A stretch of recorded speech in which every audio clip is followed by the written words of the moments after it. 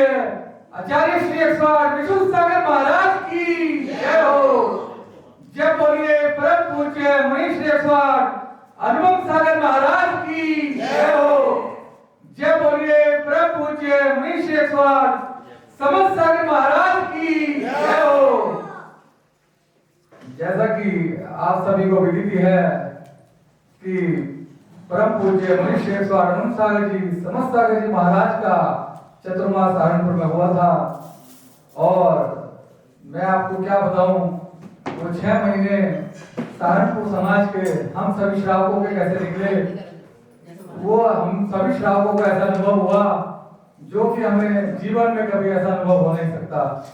उन 6 महीनों में धर्म की जो प्रभावना बह रही थी उसमें हम सभी श्रावकों ने भरपूर डुबकी लगाई और जीवन में हमने परम पूज्य मनीष 108 सागर जी महाराज से, समस्त सागर जी महाराज से जो भी धर्म की चर्याएं थी वो हमने भरपूर उनसे सीखा। और मैं आप सभी मुजफ्फरनगर समाज से भी यही निवेदन करूंगा कि आप सभी का ये बहुत बहुत सौभाग्य है कि शीतकालीन प्रवास आपको मुजफ्फरनगर में मुनिश्री का शीतकालीन प्रवास यहाँ पर आपको मिला है। और आप सभी से यही निवेदन है कि मुनिश्री का अधिक से अधिक आप धर्म लाभ लें, क्योंकि इतने सरल और अच्छे मुनि महाराज मिलना मुश्किल है। ये मुनि महाराज सच में भगवान स्वरूप हैं और इनसे हम जितना सीख सके उतना ही समय है। चलिए महर्षि की मंगल देशना सभी श्रावक सुनेंगे। अब मैं सकल मुजफ्फरनगर समाज की ओर से परम पूज्य मनीष 108 समस्त सागर जी महाराज के चरणों में करवत निवेदन करता हूँ कि हे गुरुवर, आप अनुकंपा कर अपनी मंगल देशना से हम सही भक्तों को अभिसंचित करें, हमारा मार्गदर्शन करें। परम पूज्य मनीष 108 समस्त सागर जी महाराज।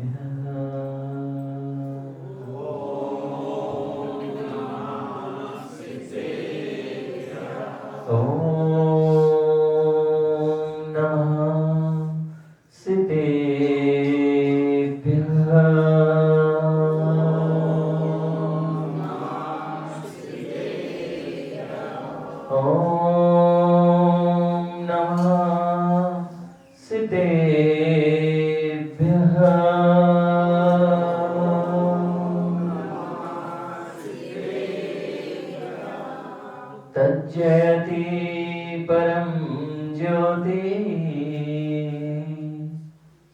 समं समस्तये हिरन्तपर्याये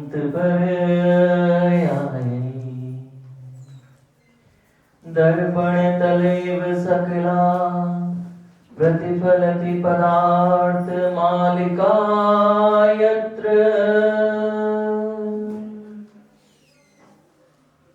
नमो अर्हन्ताणं नमो सिद्धाणं नमो वाईरियाणं नमो वज्रायाणं नमो लोये सवसाभरणम्।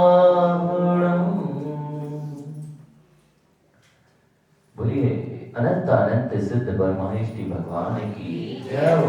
देवादिदेव 1008 आदित्य तीर्थंकर प्रभु आदिनाथ भगवान की जय हो। देवादिदेव 1000 चंद्र प्रभु भगवान की जय हो। देवादिदेव 1008 शांतिनाथ भगवान की जय हो। परम पूज्य आचार्य भगवान कुंद कुंद देव की जय हो। परम पूज्य आचार्य भगवान समंत भद्र स्वामी की जय हो। परम पूज्य आचार्य भगवान अमृतचंद स्वामी की जय हो। परम पूज्य आचार्य भगवान अध्यात्म योगी चर्या श्रमणी 108 विशुद्ध सागर जी महामुनि राज की जय हो। बादशाह जिनवाणी माता की जय हो। परम पूज्य मनीष समस्त सागर जी महाराज की जय करा गुरुदेव का नमोस्तु शासन, नमोस्तु शासन, नमोस्तु शासन। अनादिकाल से प्रवाहमान यह दिगंबर जिन परंपरा अनादिकाल से जो जिन शासन स्थापित है उसमें आज तक कोई भी जिन अनादिकाल से नहीं हुआ। अनादिकाल से निरंतर प्रवाहमान होने पर भी जीव जो भी जिन बने हैं वे पूर्व से जिन नहीं थे और निज को जिन के मार्ग पर लगाकर जिन बन पाए। जिन में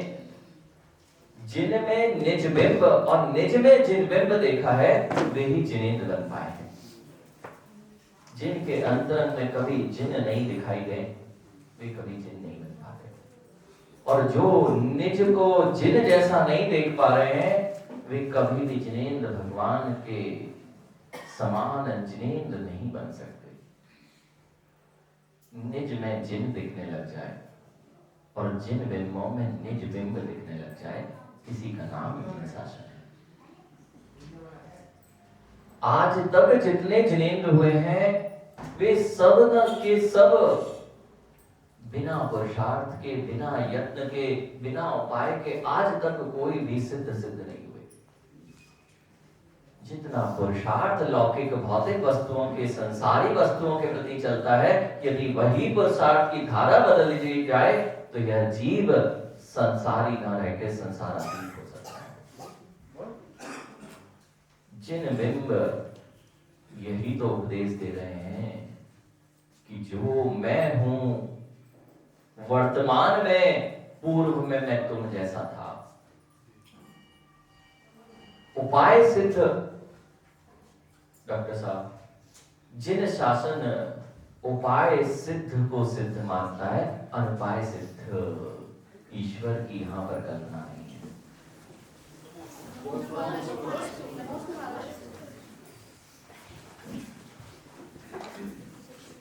जब भी कोई परमात्मा बनेगा वह उपाय करके ही परमात्मा बनेगा, और जो उपाय करके अनुपाय रूप से परमात्मा अपने आप को मान बैठे वे कभी भी परमात्मा होते नहीं और परमात्मा बन सकते नहीं।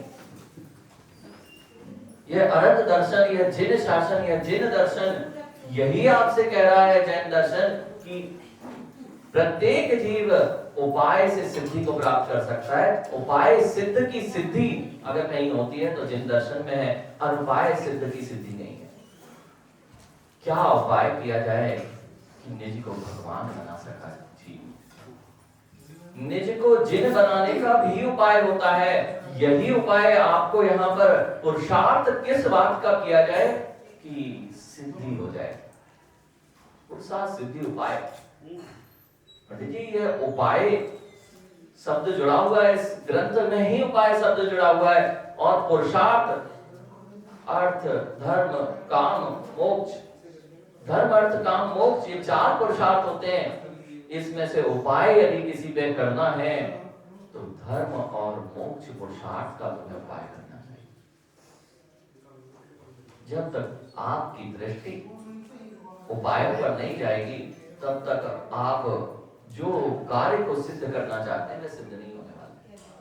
सबसे पहले यही तो ढूंढना पड़ता है कि मुझे कोई कार्य सिद्ध करना है तो उसके लिए क्या साधन है, क्या उपाय कर सकता हूं कि मेरी वह परिणति मुझे उस कार्य की सिद्धि में कार्यकारी बन जाए। अमित गति पानी है, अमित गति पाना है तो जीव को पुरुषार्थ करना पड़ता है। अमित गति को जितने प्राप्त हुए हैं, नहीं तो अपरिमित गति तो सबने पाई है संसार में। वे संसार में परिभ्रमण करते करते घूम रहे हैं, लेकिन एक ही गति ऐसी है जो चारों गतियों से इस जीव को चारों गतियों के भ्रमण से निकालकर उस अमित गति में स्थापित करती है। उसका नाम है सिद्ध गति। पंडित जी, उसके लिए गति पर नियंत्रण करना पड़ेगा। पंडित जी, गति पर नियंत्रण करना पड़ेगा। अमित गति जिसे प्राप्त करनी है नितिन, उसे नियम से गतियों पर नियंत्रण करना पड़ेगा। चाहे वह मन की गति हो, चाहे वचनों की गति हो, चाहे काय की गति हो, तीनों गतियों पर नियंत्रण जिसका नहीं होगा वह कभी भी अमित गति को प्राप्त नहीं कर पाएगा। कैसे चलना, कैसे उठना, कैसे बैठना, पंडित जी कैसे देखना, क्या भोजन करना, क्या सुनना, हर वस्तु में गति है। और उस गति पर नियंत्रण नहीं हुआ तो कभी भी आपके साथ में यह संभव नहीं कि अपने चतुर्गति भ्रमण को विराम दे पाए। सबसे पहले नियंत्रण की आवश्यकता होती है। जिन पांचों इंद्रियों के विषय में आप गतिशील हैं उन पर नियंत्रण, ये उपाय है पंडित जी। ये उपाय पुरुषार्थ सिद्धि उपाय, क्या आप श्रावक रह के भी भगवान बनने की श्रृंखला में अपना कदम बढ़ा सकते हैं क्या? बस उपाय प्रारंभ कर दीजिए। पहले उपाय करना ही पड़ता है ना, बाहरी चीजों को तो छोड़ना ही पड़ता है। अगर माँ भोजन का भी स्वाद लेना है तो भोज्य सामग्री, फल फूल आदि के छिलके बाहर उतारने ही पड़ते हैं। और जब तक वे नहीं उतरे तो उसी के साथ बनाने वाली माँ कभी भोज्य सामग्री में स्वाद नहीं कर पाती। ऐसे ही जीवन में यदि आनंद और अमृतमयी स्वाद भरना है, क्योंकि यह ग्रंथ भी जिन्होंने लिखा हुआ है पंडित जी, उनका नाम है अमृतचंद स्वामी, और वे इस ग्रंथ के माध्यम से मां आपको उस अमृत का स्वाद चखाना चाहते हैं जो अमृत का स्वाद आज तक जीव ने नहीं चखा। किसी के प्रति बुरे भाव रखना, इसमें आनंद नहीं है। किसी के प्रति द्वेष भावनाएं आ रही हैं, इसमें आनंद नहीं है। किसी के प्रति आप करुणावान नहीं है, दया दृष्टि आपके अंदर नहीं है, वह जीव आपकी भावनाओं से भले ही प्रभावित नहीं हो रहा है, लेकिन आप जले भी संश्लेषित होकर अपने आनंद को भंग कर रहे हैं।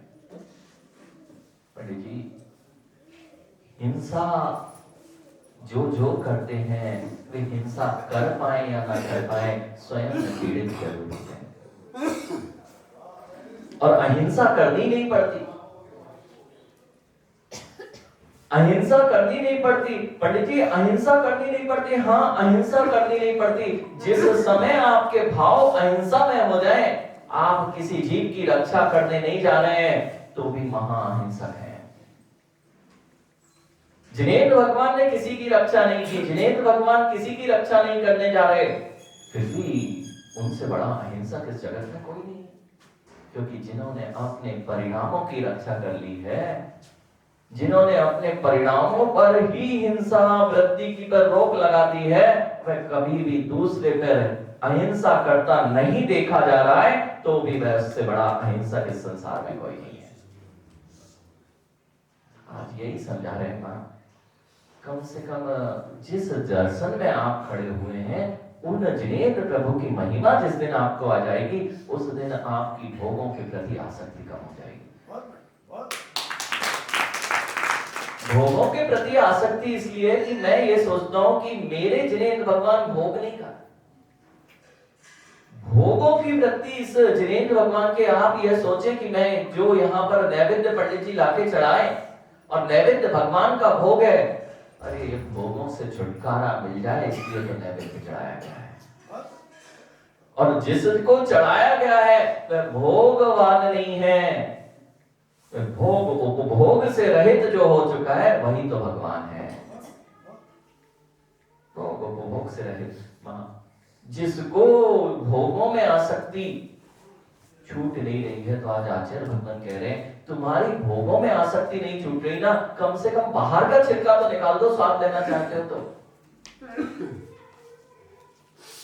पंडित जी कितने समझदार हैं ये माँ। वो खीरा आता है, खीरे का बाहर का छिलका भी हटाएंगे और अंदर का बिस भी निकालेंगे घिस घिस के सीधा नहीं खाते। कितनी समझदारी है। पहले पता है उसमें विष है, विष निकाल दो तो खाने योग्य बन जाएगी माँ। ऐसे ही कम से कम विषैली चीजों को तो त्याग दो, इतना तो यहाँ कर सकते ना।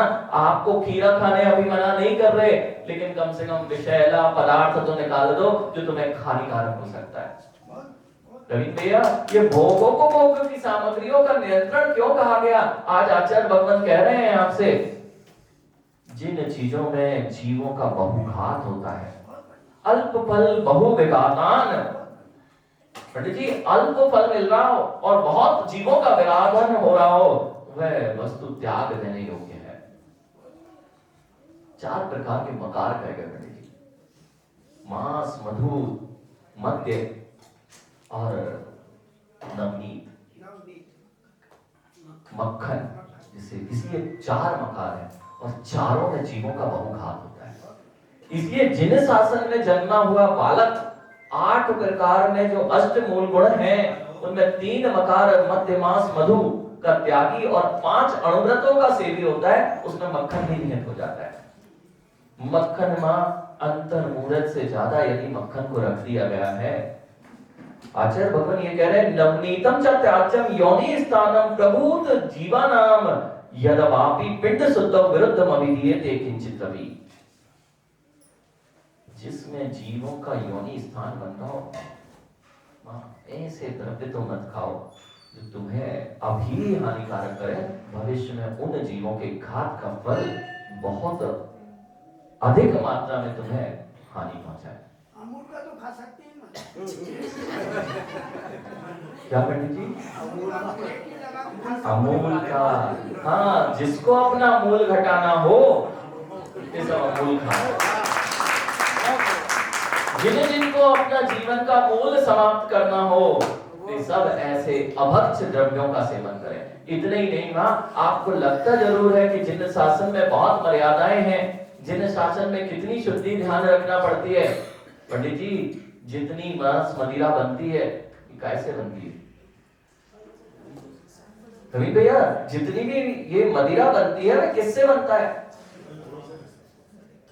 मदिरा बनती है ना, फल से बनती है, अंगूर।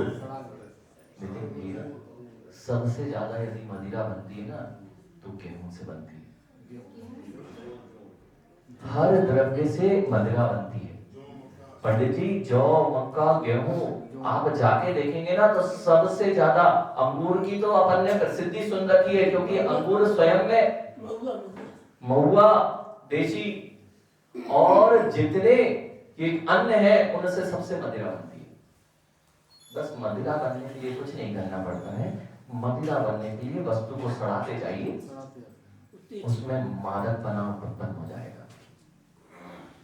गेहूं आदि को, जौ आदि को बहुत तीव्रता में सड़ाया जाता है, उसमें अनेक अनेक जीवों की उत्पत्ति होती है। जब वह उत्पत्ति इतनी हो जाती है, वह मादक होने लग जाता है द्रव्य, और उस मादक द्रव्य का सेवन जब किया जाता है, तो जीव हे उपाधि का विवेक और विवेक बुद्धि को नष्ट कर बैठता है। मात्र इसलिए नहीं पंडित जी कि विवेक बुद्धि नष्ट हो जाए, उससे बचने के लिए मदिरा का त्याग नहीं किया गया जिन शासन में। यहाँ तो उसके अंदर करुणा थी, उसने अंदर में यह जीवों के प्रति दया जागृत हो गई थी कि इतने सारे जीवों का घात होगा और मेरी ठंड बच जाए। ऐसी ठंड लगती रहे तो लगती रहे, ठंड भी बचने के लिए नहीं, मैं किसी जीवों का खाल नहीं ओढ़ सकता। जैसे मैं जीवों की खाल नहीं ओढ़ सकता, वैसे ही मैं अनेक अनेक त्रस्त जीवों का घात जिसमें होता हो, ऐसी मदिरा को अपने मुख पर नहीं रख सकता। अनेक अनेक जीवों का घात। अल्प फल बहु विघातान। हाँ, क्यों मना करते हैं? जरा सा पेट है, अभिलाषाएं इतनी अधिक हैं, इतनी बार आपने भोग सामग्री इस अल्प क्षुधा जहां पे हो सकती है उसके लिए दे दी। मां, आपको पता ही नहीं है, इतने सारे द्रव्य आप इस छोटे से पेट को समर्पित कर चुके, लेकिन यह संतुष्ट होता ही नहीं। तो जब अल्प फल है और जीवों का घात बहुत अधिक है, कम से कम खीरे का विष निकालना जानते हो तो कम से कम जो जीवों में जहां जीवों की प्रार्थना अधिक हो रही हो, जो बहुत अहितकारी आपके लिए, उन द्रव्यों का तो सेवन छोड़ देना चाहिए। नवनीत अंतर मुहूर्त तक ही प्रमाणित है। नवनीत अंतर मुहूर्त तक ही खाते हैं भक्ष्य है। और यदि माँ आपने महीनों महीनों की मलाई और नवनीत इकट्ठा किया है और उससे घृत बना दिया है, घर का घृत है ना, सोले का घृत नहीं है, मांस का पिंड है।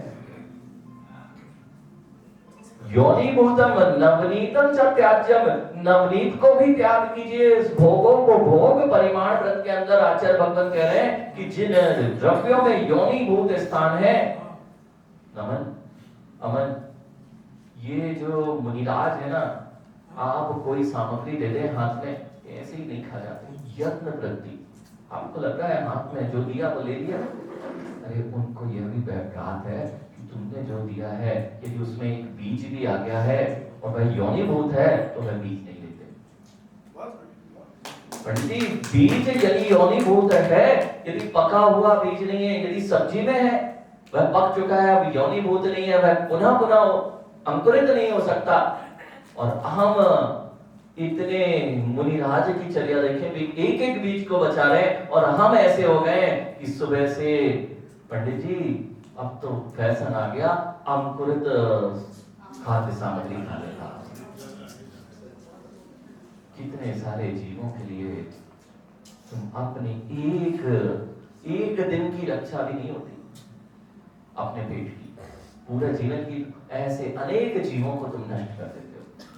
इसलिए ना तो यह अंकुरित भोज्य सामग्री खाना चाहिए, ना योनिभूत स्थान जो नवनीत आदि है इनका प्रयोग करना चाहिए।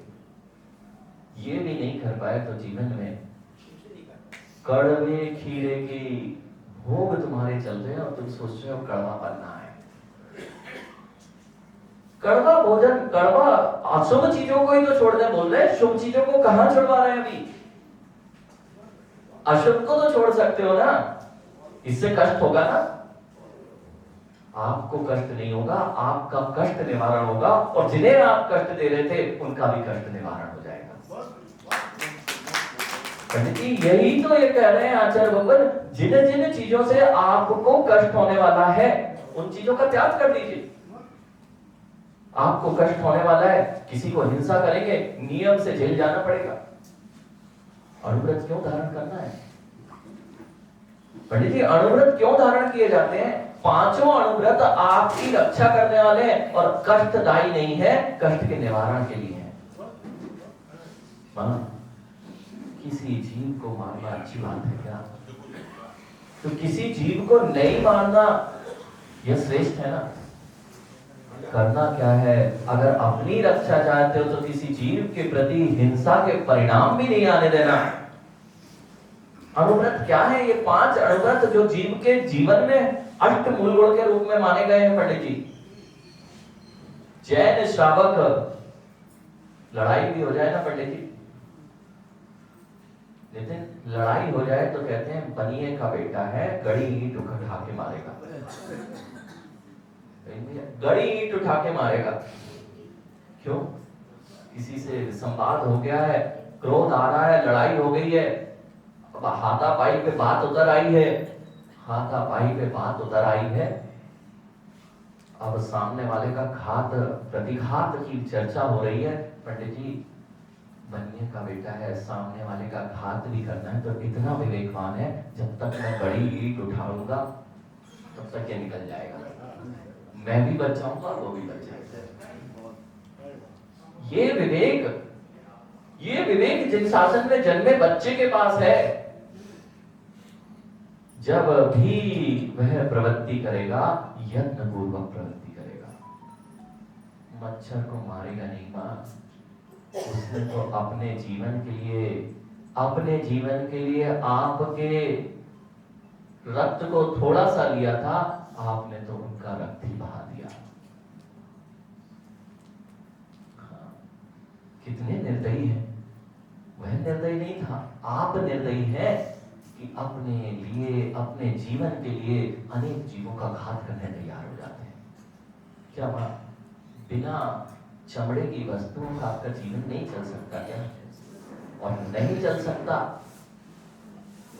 तो फिर तो जीवन चलता ही रहेगा, कभी रुक नहीं सकता। पंडित जी, जिन जीवों के चमड़े की वस्तुएं आपके शरीर पर ये होती हैं, वे जीवों के शरीर पर आपका चमड़ा भी नियत रूप से किसी ना किसी भाव में होगा। जिन वस्तुओं को आप अपने शौक के लिए चमड़े के वस्तुओं का प्रयोग करते हैं, अपने श्रृंगार के लिए, अपने आनंद के लिए अथवा दिखावे के लिए, ये मत सोचना कार्य जैसा होता है वही तो कारण बन जाता है, और वही कारण जब कार्य रूप फलित होता है तो पंडित जी जीव रोता मिलता है। कभी विवेक नहीं रखा हमने, कभी भी संकल्प पूर्वक मां किसी जीव का घात नहीं करना, यही तो अणिवत बोल रहा है आपसे। अगर चूहे को भी मारा है मां, चूहे के लिए आपने संकल्प पूर्वक चूहा मार दवाई रखी है, उसके बच्चे, उस चूहे के बच्चों ने उस दवाई को खा लिया और वे सब व्रत मर गए। बस कार्य आपने अभी देखा है, इसको कारण बना लोगे तो कभी चूहे की मार बोली नहीं रख पाओगे। पेड़ा रखा है, पेड़ा बड़ा स्वादिष्ट है ना, पेड़े में और रख दी है गोली, वे जीव बिलखते मर गए। फिर जब तुम्हारी कोख में कोई जीव आता है और तुम्हारी कोख से जन्म लिए बिना वह अगर मर जाता है तो तुम रोते हो, मैंने ऐसा क्या किया था? अरे जब कर रहे थे जीवों का घात तब कहां ध्यान था कि मैं कितने जीवों के पिंडों को खा गया हूं और कितने जीवों को मैंने संकल्प पूर्वक मौत के घाट उतार दिया है। पंडित जी, ये तो इन वासनाओं ने, इन भोगों की अभिलाषाओं ने संसार में सबसे अधिक अनिष्ट कराया है। जो मां सबसे वात्सल्यमयी कही जाती है, अपने पुत्र के लिए जो वात्सल्य के नाम पर मानी गई है इस जगत में, वही मां अपने बेटे को मार दे तो क्या वह वात्सल्य की मूर्ति है? पंडित जी, और भोगों की अभिलाषा में इस जीव ने कितने सारे जीवों को अपनी कोख में ही खत्म कर दिया। वात्सल्य मूर्ति, चाहे बेटा मां 10 साल का हो और चाहे तुम्हारे गर्भ में आया हो, डॉक्टर कह देता है पंडित जी की गर्भ में अभी नहीं आया है कोई जीव, अभी तो कुछ बना नहीं है। अरे बनने से नहीं है, जिस दिन गर्भाधान हुआ है उस जीव पंचेती जीव की स्थान उसने बना लिया है। और यदि आपने उसको मारा है तो जैसे आप 10 साल के बच्चे पर हत्या कर रहे हो, वैसे ही तुमने अपने कोख में जन्म लेने वाले बच्चे की हत्या की है। अब देखें ना कितने वात्सल्य और वात्सल्य मूर्ति है। कम से कम पंडित जी, भोग पर सीमा हो जाती, भोग का परिमाण हो जाता। उपभोग वह वस्तु है जो बार बार भोगी जाए, और भोग वह वस्तु है जो एक बार भोगी जाए। चैतन्य भोग, चैतन्य उपभोग, अचेतन भोग, अचेतन उपभोग। पंडित जी 4 प्रकार से विभाजित कीजिए। चैतन्य भोग, स्त्री को भोगा जाता है, बार बार भोगों की अभिलाषा ने कितनों की हिंसा कराई। भैया, इस जगत में लोग कह रहे हैं कि जितनी जनसंख्या बढ़ रही है, जनसंख्या पर नियंत्रण करना चाहिए। सत्य ना? जनसंख्या पर नियंत्रण करना चाहिए। अरे जनसंख्या पर नियंत्रण किसी को मार के करोगे तो हिंसक कहलाओगे, राक्षस कहलाओगे। जनसंख्या पर नियंत्रण करने का उपदेश नहीं देना चाहिए, वासनाओं पर नियंत्रण करने का उपदेश देना चाहिए। वासनाएं जितनी बार भोगी जाएंगी, अगर रवीन भैया जिनके एक दिख रहे हैं, 2 बच्चे दिख रहे हैं, ये सब हिंसक हैं। पंडित जी, पूर्वज हिंसक नहीं थे। जिनके अल्प बच्चे दिख रहे हैं, क्या मां से इतनी बार ही वासनाओं का सेवन किया गया है, इतनी बार ही भोगों को भोगा गया है। और यदि भोगों को भोगा गया है तो भोगों का फल वह संतान दिखाई नहीं दे रही। इसका अर्थ